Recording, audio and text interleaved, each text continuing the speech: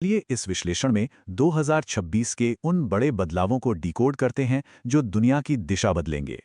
Global trade से लेकर corporate risk तक आज हम इन सभी अहम मुद्दों पर सीधे बात करेंगे।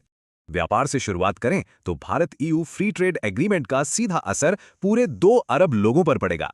जरा सोचिए, सबसे तेजी से बढ़ती इकोनॉमी जब सबसे अमीर सिंगल मार्केट से मिलेगी तो क्या गजब तालमेल होगा। इससे जियोपॉलिटिक्स पूरी तरह बदलेगी। सिंगल कंट्री सप्लाई चेन पर निर्भरता घटेगी, जो आज के समय में बेहद जरूरी है। इसमें सबसे दिलचस्प है यूरोपीय कारों पर इंपोर्ट ड्यूटी का भारी कटना। ये वाकई एक बड़ा गेम चेंजर है। अब भारत के चुनाव आदर्श आचार संहिता को देखें।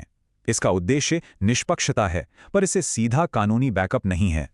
हाल ही में कथित राजनीतिक प्रसारणों पर चुनाव आयोग की धीमी कार्रवाई से उनकी तटस्थता पर तीखी बहस छिड़ गई। यहां दिलचस्प बात है, चुनाव आयोग पार्टियों की मान्यता तो छीन सकता है, लेकिन उनका रजिस्ट्रेशन रद्द नहीं कर सकता। अब अर्थव्यवस्था का दूसरा पहलू देखिए। मेडिकल क्षेत्र की महंगाई सामान्य रिटेल महंगाई को बहुत तेजी से पछाड़ रही है।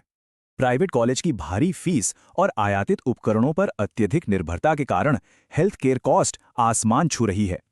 इसी वजह से करीब 40 करोड़ भारतीय हेल्थ इंश्योरेंस से महरूम हैं। इसे मिसिंग मिडिल गैप कहा जाता है। ग्लोबल एनर्जी की बात करें तो ओपेक कोटे ने यूएई की विशाल क्षमता को रोका, जिससे उसे बाहर होना पड़ा।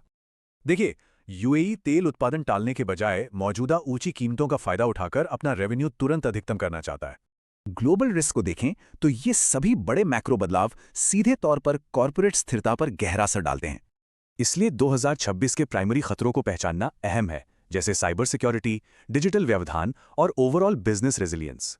लगभग हर इंडस्ट्री में साइबर सुरक्षा आज भी सबसे बड़ा कॉर्पोरेट रिस्क और नंबर 1 ऑडिट प्रायोरिटी बनी हुई है। यहाँ एक बड़ा गैप है। जियोपॉलिटिकल जोखिम काफी ज्यादा है, पर इसकी ऑडिट प्राथमिकता आश्चर्यजनक रूप से बहुत कम है। बड़ा सवाल है, इन तेज भू राजनीतिक और आर्थिक बदलावों के बीच भविष्य के तूफानों के लिए बिजनेस कितने तैयार हैं?